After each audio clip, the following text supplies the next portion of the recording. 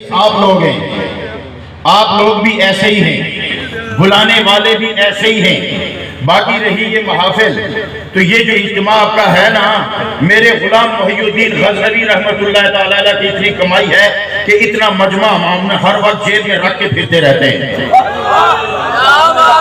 یہ مجمع، یہ کناتیں، یہ لائٹیں ہمارے لیے کوئی نئی چیز نہیں ہے۔ ہم نے جب پیدا ہوئے تھے تو پلے تھے تو منبر و محراب سے واسطہ پڑ گیا تھا۔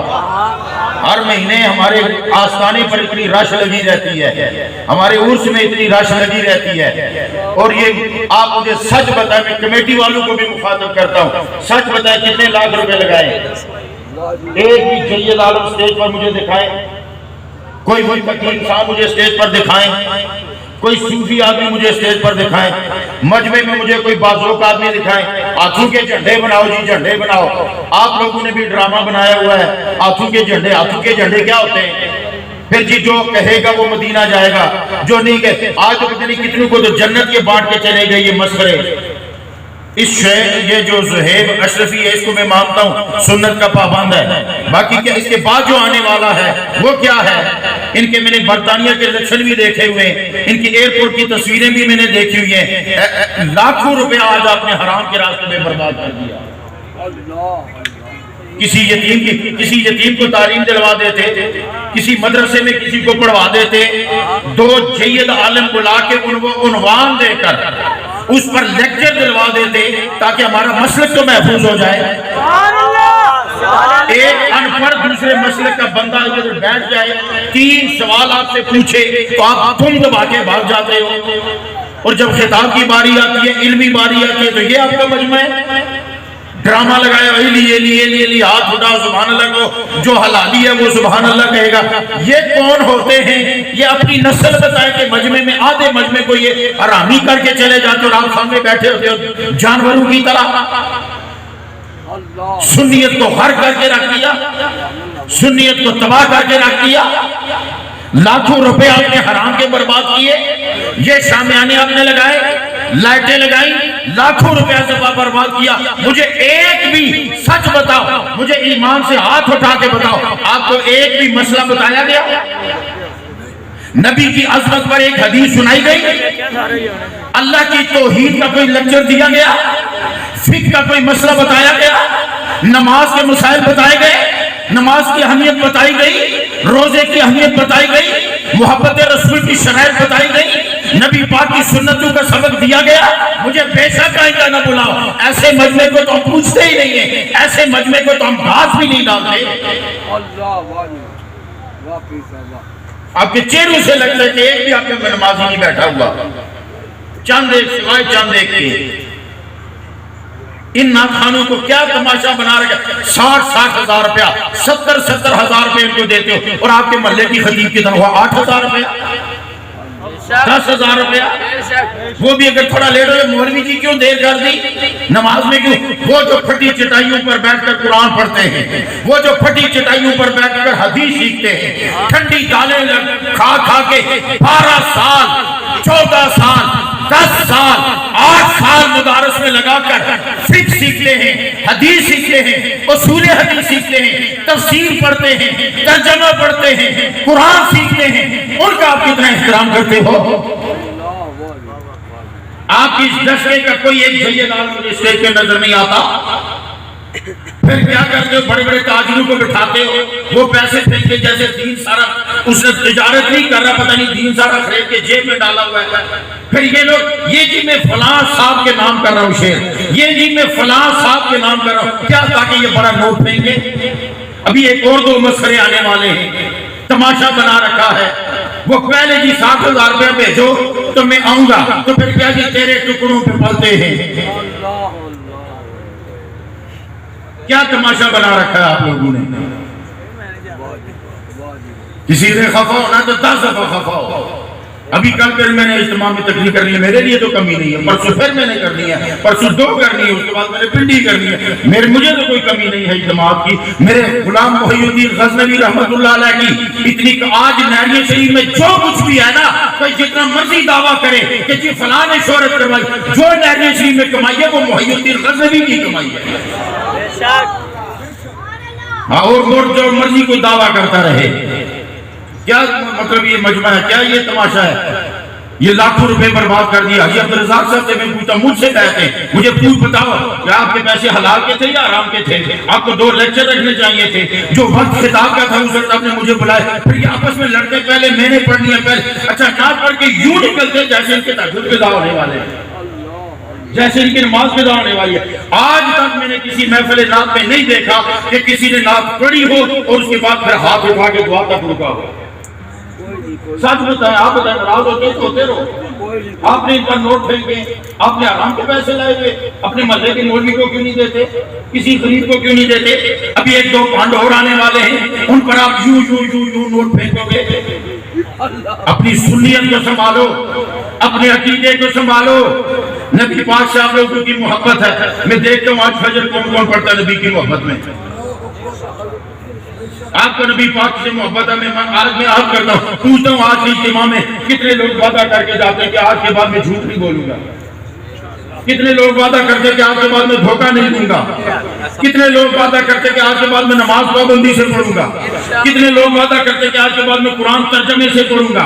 کتنے لوگ وعدہ کرتے کہ آج میں کے بعد میں عہد کروں گا کہ اپنے محلے کی خطیب کے پاس ہر روز نہیں تو کم از کم 30ویں دن نہیں تو ہفتے میں 1 دن اس کے پاس بیٹھ کے 20 منٹ میں اسے مسائل سیکھوں گا.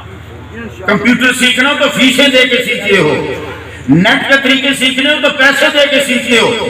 میرا بیٹا کیا کرتا ہے جی؟ Soft engineer. اور سافٹ انجینئر کیا ہوتا ہے؟ یہی نا موبائل کا مستری، کمپیوٹر کا مستری. کبھی یہ بھی کہا کہ جناب میں آج کے بعد ہر روز یا ہفتے میں 20 منٹ اپنے خطیب کے پاس بیٹھ کے فکر سیکھوں گا. قادیانیت کدھر نکل گئی؟ گستاخ کدھر نکل گئے؟ قادیانی دن بدن زور پکڑ رہے ہیں، ان کے لٹریچر عام ہو رہے ہیں، دلائل کے انہوں نے انبار لگا رکھے ہیں.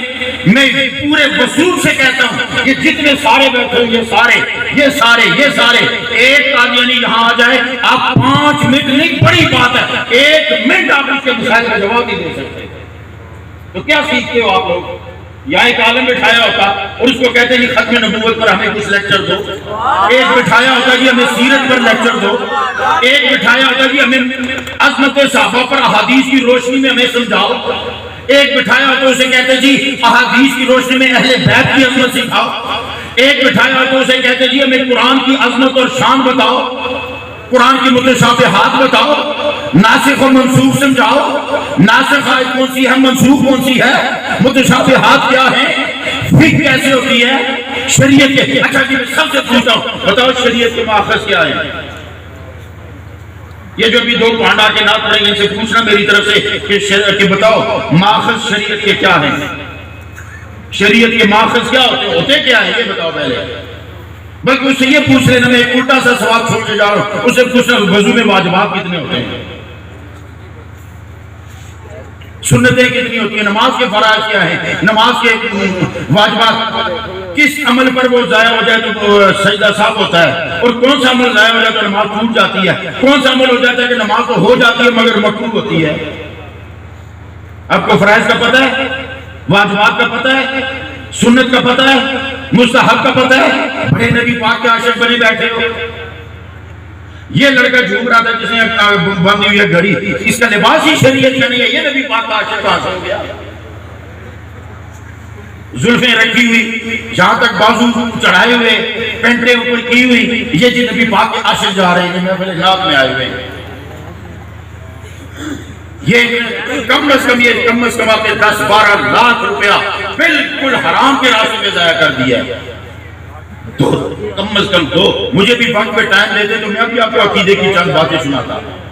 لیکن کیا ان پنڈوں نے ٹائم دینے نہیں دیا. ایک لڑ رہا تھا کہ مجھے پہلے کوئی نہیں، بے غیرتوں کی کیا مصروفیت ہے، جہاں سوچ کر کے چلے گئے پوچھو اس سے. میں ایک شیخ کو پورے گیا، رات 1:30 بجے کا ٹائم. ایک کہتا جی مجھے نعت کا جلدی ٹائم دیا، 1:45 ہو گئے، میں نے لاہور جا کے نعت پڑھنی ہے.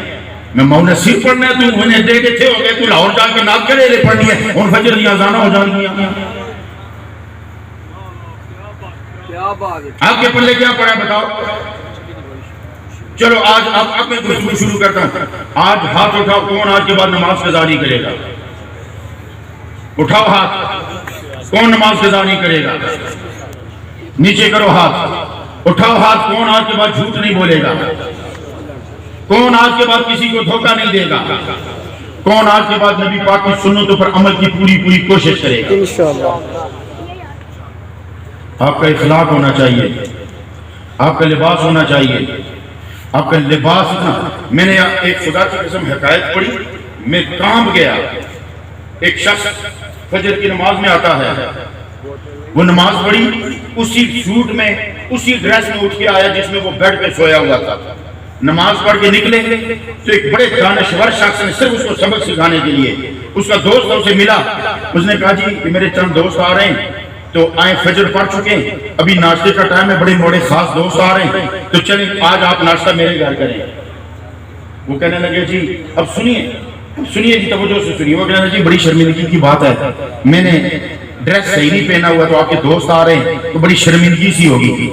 اس نے کہا لکھ لعنت تجھ پر, میں تو تجھے چائے پلانا ہی نہیں چاہتا تھا. تو اللہ کے گھر میں اس ڈریس میں آتے ہوئے نہیں شرماتا, اور میرے دوستوں کے سامنے آتے ہوئے شرماتا ہے.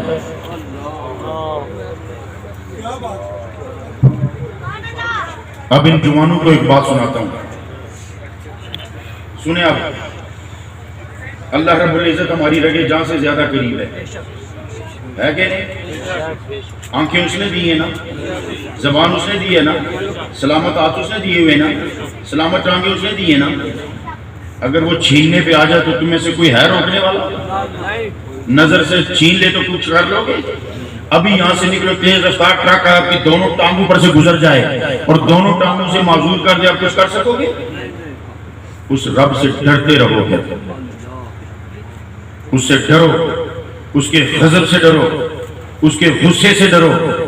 میں چند ایک باتیں آپ کو سناتا ہوں. ہماری کشمیر میں 2005 میں زلزلہ آیا, 35 سیکنڈ رہا, 35 سیکنڈ صرف 35 سیکنڈ. اب توجہ سے سنیے گا, اور میری بات جسے سننی ہے بالکل سنیں, نہیں سننی تو 10 دفعہ نہ سنیں. میں انشاءاللہ اس باپ کا بیٹا ہوں جس کا لنگر صبح بھی چلتا ہے, شام بھی چلتا ہے, اور پورے پاکستان میں چل رہا ہے. میرے باپ کے خلیفے بھی میرے باپ کے نام پہ لنگر چلا رہے ہیں. تو اس میں کیا کہنے لگا تھا کہ 35 سیکنڈ زلزلہ رہا.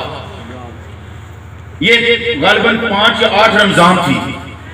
اس کے بعد عید آئی. NGOز والے وہاں پیکٹ تقسیم کر رہے تھے اور لینے والوں کی لائن لگی ہوئی تھی. مظفر آباد کا واقعہ ہے. اب سنیے جی بڑی توجہ سے. ایک عورت آئی, بڑا سوبر لباس, بڑا خوبصورت لباس, اور بڑی سوبر سی خاتون, بڑی معزز خاتون. ہاتھ میں پیکٹ پکڑا نا تو اس کا ہاتھ کانپا اور پیکٹ گر گیا اور وہ رونا شروع ہو گئی. کسی نے کہا کیوں اماں جی, تھوڑا ہے یا تکلیف ہے یا ہم اٹھا کے ساتھ لے کے جائیں؟ اس نے کہا نہ کوئی تکلیف ہے نہ پیکٹ اٹھانے کی ضرورت ہے. میں اللہ سے ڈر گئی ہوں کہ جس طرح آج تم کھڑے مال بانٹ رہے, لوگ لے رہے, پچھلے سال میں عید پر بانٹ رہی تھی, لوگ مجھ سے لے رہے. کس خیال میں تم لوگ؟ اس رب کو جانتے ہو, اس کی قدرتوں کو جانتے ہو؟ وہ کن فیکون کا مالک ہے. وہ پکڑ کرنا چاہے تو آپ اور ہم اس کی غضب کے آگے چیز کیا ہے؟ آپ کی اور ہماری اس کے غصے کے آگے حیثیت کیا ہے؟ آج آپ کی اس مجلس پر وہ غصہ آ جائے کہ میرے محبوب کا نام اور اس کا یہ تماشا بنا رکھا ہے. میں تو جبریل کو بے ادبی نہیں کرنے دیتا. اس نبی کا ذکر سنو, اذا جاء اجلهم لا يستأخرون ساعة ولا يستقدمون. اور اب میں ممبر پر بیٹھ گیا ہوں, نہ میں کسی سے ڈرتا ہوں نہ مجھے پرواہ ہے. میرا ٹرین بچے گا تو کوئی مجھ کے بعد بات پڑے گا, ٹرین نہیں بچے گا تو جائے گا. پیسے اس کے اکاؤنٹ میں گئے ہوئے ہیں ویسے ہی. لا يستأخرون ساعة ولا يستقدمون. جب اجل آتی ہے تو نہ ایک لمحہ آگے ہوتی ہے نہ پیچھے ہوتی ہے, پکڑ لیتی ہے. اے سنو یار آرام سے, اے ٹوپی والے سن آرام سے باتیں, بڑبڑ نہ کر, تو بھی سن آرام سے, نہیں تو ادھر اترتا ہوں میں نیچے. تو اس نے کیا سمجھا, ہم کتے پالنے والے اور گھوڑے پالنے والے پیر نہیں ہیں. یہ بھی سن لو, تو سنا کیڑا پیر ہوتا ہے جس زیادہ بنگا پائیوں اور جس لوہے کی چوڑیاں تے کنج کانٹے تے بڑے بڑے تسبے تے لٹاں کٹدی تے بدبو آ رہی ہوئے, تہاڈا پیر ہوتا ہے. یہ تہاڈی اوقات ہے.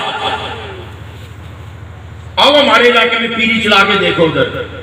पंजाब का क्या है, सारे अनपढ़ लोग हैं, जिसका जादू चलते बड़ा पहुंचा हुआ है। कहां पहुंचा हुआ है? जहन्नम के नीचे खड्डे में पहुंचा हुआ है। एक बड़ा पहुंचे है जी, ये है बड़ा तवीज चल रहा है। तवीज तो हिंदू के भी चलते हैं, मंदिर तो हिंदू के भी, मंदिर तो हिंदू के भी चलते हैं। तो सुनो, अब नबी पाक की शान सुनो कि किसकी मजलिस में बैठे हुए हो।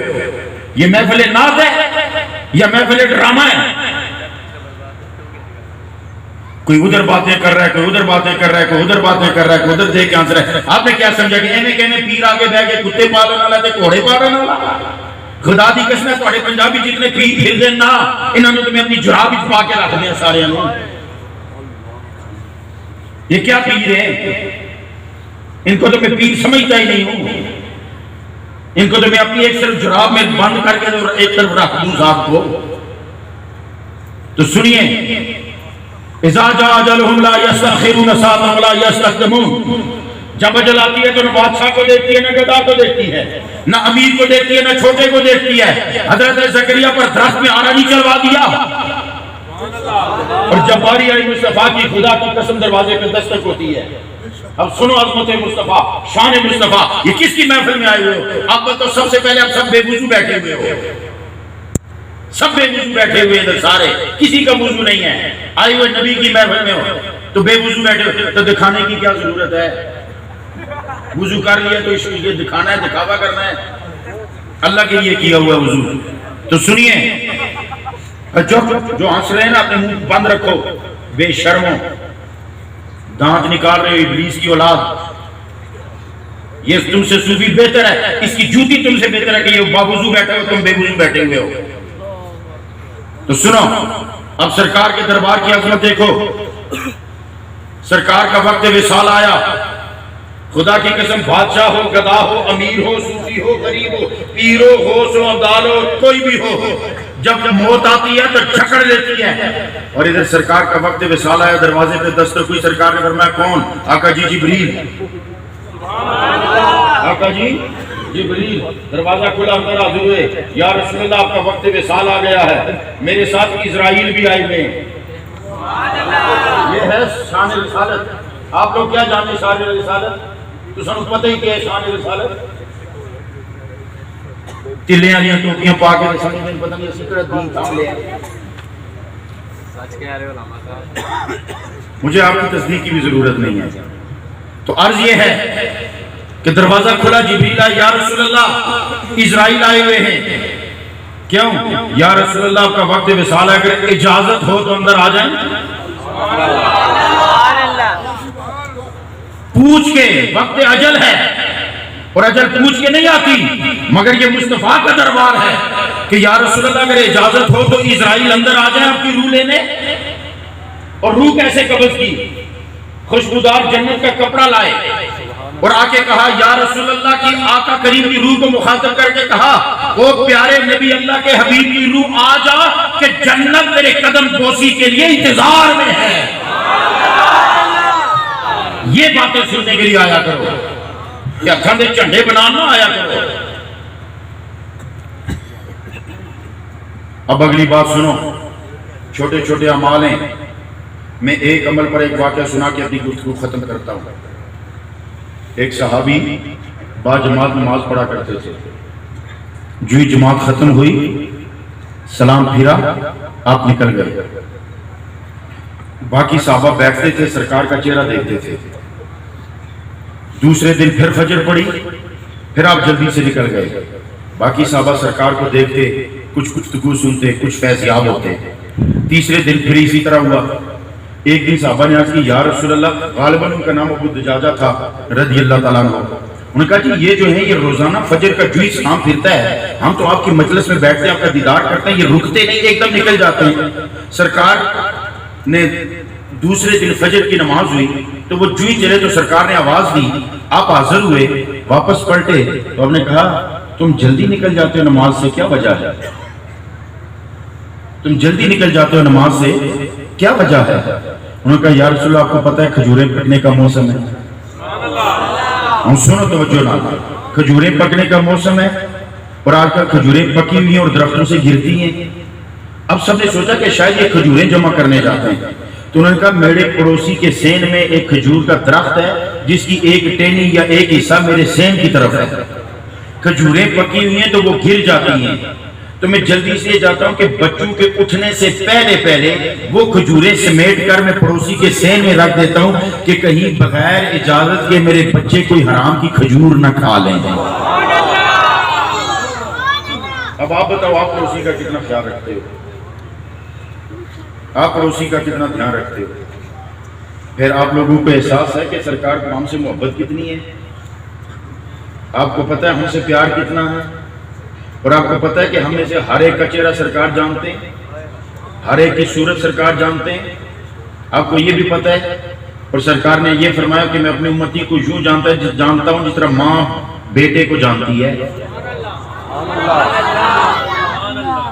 اور میں آقا کریم کے ایک خوبصورت فرمان سنا دوں آپ کو کہ آقا کریم علیہ السلام قبر مبارک میں ہیں، تو ایک مرتبہ صحابہ کو کہنے لگے خدا کی قسم یہ حدیثیں سننے کے بعد آج اگر یہاں سے اٹھ کے جاؤ اور آپ میں تبدیلی نہ آئی تو پھر یہ نہیں ہے کہ آپ میں کوئی فرق نہیں پڑا، یوں کرو کہ سرکار نے قبول نہیں کیا، سرکار نے قبول نہیں کیا۔ صحابہ کو کہا تمہیں ایک مبارک ہو، سنو تمہیں ایک مبارک ہو اور ان کو دو مبارک ہو، ان کو دو بار مبارک ہو۔ صحابہ نے کہا یا رسول اللہ وہ کون ہیں کہ ہمیں ایک بار مبارک اور انہیں دو بار مبارک، یہ اتنے خوش قسمت لوگ کون ہیں؟ انہوں نے کہا تم صحابہ ہو نا، تم مجھے دیکھ کے ایمان لائے ہو نا، ایک وہ ہوں گے جو بن دیکھے مجھ سے محبت کرتے، انہیں دو بار مبارک، انہیں دو بار مبارک۔ لہٰذا اتنے ادب سے بیٹھا کرو اس مجلس میں۔ اور پھر میں ایک آپ کو اور بات بتاؤں، آج سیٹلائٹ کے دور میں گوگل پر جاؤ، کلک کرو، دنیا کا نقشہ سامنے آ جائے گا، ایشیا کلک کرو تو ایشیا آ جائے گا، پاکستان دباؤ تو پاکستان آ جائے گا، پنجاب دباؤ تو پنجاب آ جائے گا، سیالکوٹ دباؤ تو سیالکوٹ آ جائے گا، ڈسکا دباؤ تو ڈسکا آ جائے گا، ڈسکے کی نور مسجد لکھو تو نور مسجد کا نقشہ سامنے آ جائے گا، آئے گا کیا نہیں؟ تو اگر ایک سیٹلائٹ میں اتنی طاقت ہے کہ وہ فضاؤں میں رہ کر آپ کو دنیا کا نقشہ آپ کے گھر میں بھیج سکتی ہے، تو جو سدرا تک جا سکتا ہے وہ کہاں تک دیکھتا ہوگا؟ وہ کہاں تک دیکھتا ہوگا؟ بتاؤ اس نبی سے محبت کتنی ہے۔ اب سنو، رب کائنات فرماتا ہے وَلَسَوْفَ يُؤْتِيكَ رَبُّكَ فَتَرْضَىٰ، سونے میں اتنا دوں گا کہ تو راضی ہو جائے گا، اتنا دوں گا کہ تو راضی ہو جائے گا۔ یہ ان بچوں کو کہو بیٹھو، اور جو اب اٹھ گئے اس کے بعد کوئی اٹھے گا نہیں، جسے اٹھن تھا ٹائم سے اٹھے نہیں ہو، تو عرض یہ ہے وَلَسَوْفَ يُؤْتِيكَ رَبُّكَ فَتَرْضَىٰ، حضرت توجہ فرمائیے، رب نے فرمایا میں اتنا دوں گا کہ تو راضی ہو جائے گا۔ اب زمانے کا بادشاہ اور خزانے وسیع ہوں تو وہ اگلے کا ظرف دے کے دیکھتا ہے نا کہ میں اس کو دے تو دوں، یہ سنبھال بھی لے گا کہ نہیں، یہ سنبھال بھی لے گا کہ نہیں؟ لیکن رب نے اس آیت میں اختیار تقسیم کر دیا، دینا ہے یہ میری مرضی، کتنا دینا ہے سونے یہ تیری مرضی،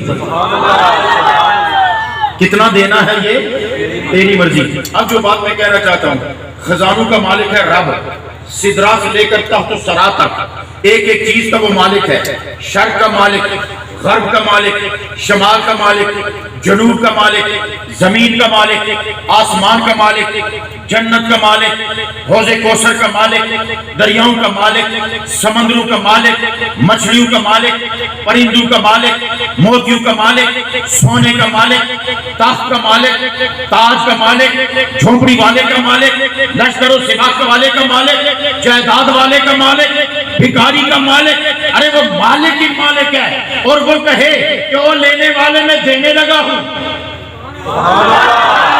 اور اتنا دوں گا کہ جب تک تو بس نہیں کہتا، تو راضی نہیں ہو جاتا، میں دیتا ہی رہوں گا، دیتا ہی رہوں گا۔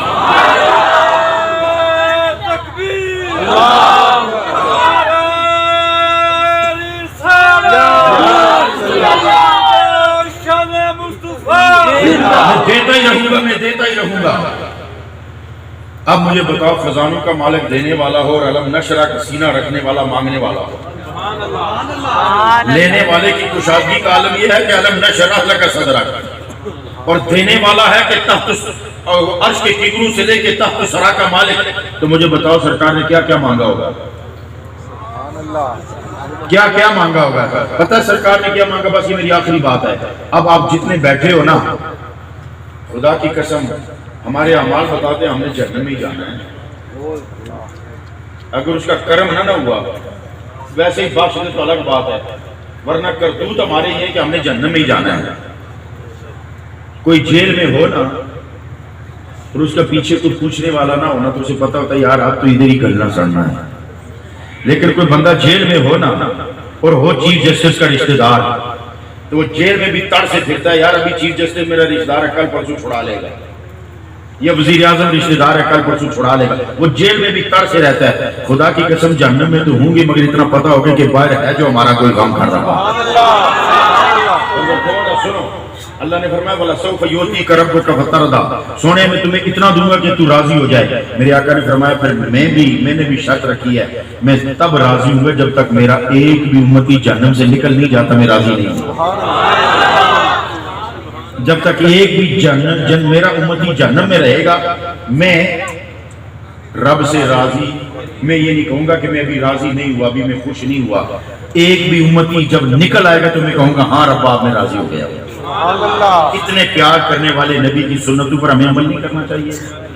اچھا آپ کہتے ہو جی سنا ہے آپ ہر عاشق کے گھر تشریف لاتے ہیں، میرے گھر میں بھی ہو جائے چراغاں یا رسول اللہ، کہتے ہیں نا میرے گھر میں بھی ہو جائے چراغاں یا رسول اللہ۔ اگر آپ کو کہا جائے کہ سرکار کی دعوت کرنی ہے، گھر سجاؤ، سرکار کو ٹھنڈک پہنچانی ہے، پنکھا چلاؤ، خدا کی قسم بتاؤ کیا کرو گے؟ عاشق پتہ اس کا شارٹ جواب دے گا کہ تم پوچھتے ہو کیا کرو گے، میں تو کہوں گا کہ کیا نہیں کروں گا، کیا نہیں کروں گا۔ تو سچ بتاؤں میں آپ کو، آپ دن میں 5 مرتبہ سرکار کی دعوت کر سکتے ہیں۔ وہ کیسے؟